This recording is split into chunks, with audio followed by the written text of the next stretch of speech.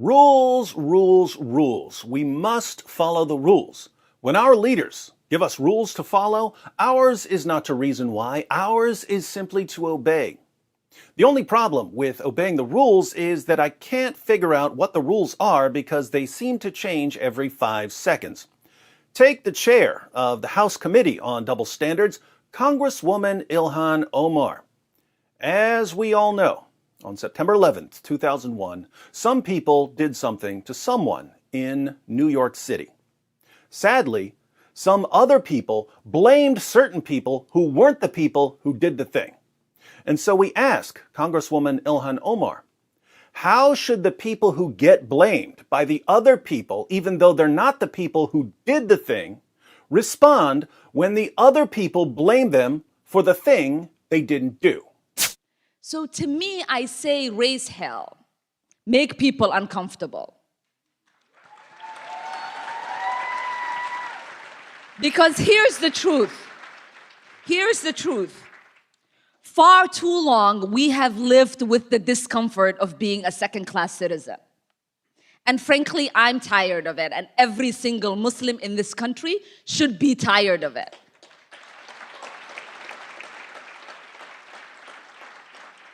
CAIR was founded after 9/11 because they recognized that some people did something and that all of us were starting to lose access to our civil liberties. See, now we have a rule.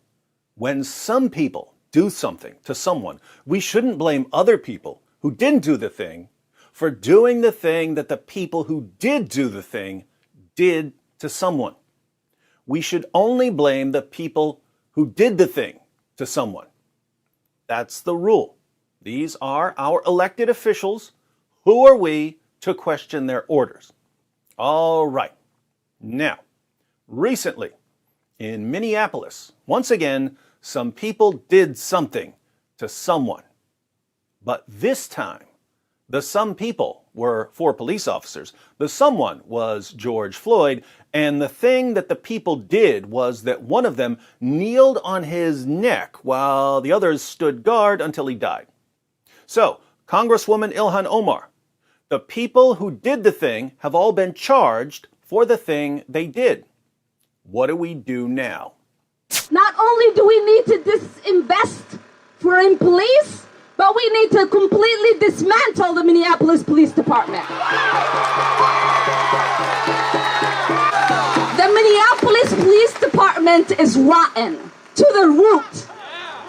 And so when we dismantle it, we get rid of that cancer and we allow for something beautiful to rise.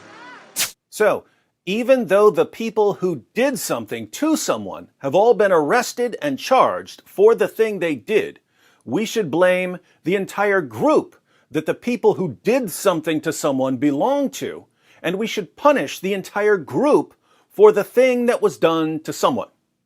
We dismantle the entire group. We say that the entire group is rotten to the root, and we call the entire group a cancer. Now I'm confused. You see, I thought that we were only supposed to blame the people who did something to someone, not the people from the larger group who didn't do something to someone. But now I'm learning that you punish the larger group that the people who did the thing are part of. Why would we do that?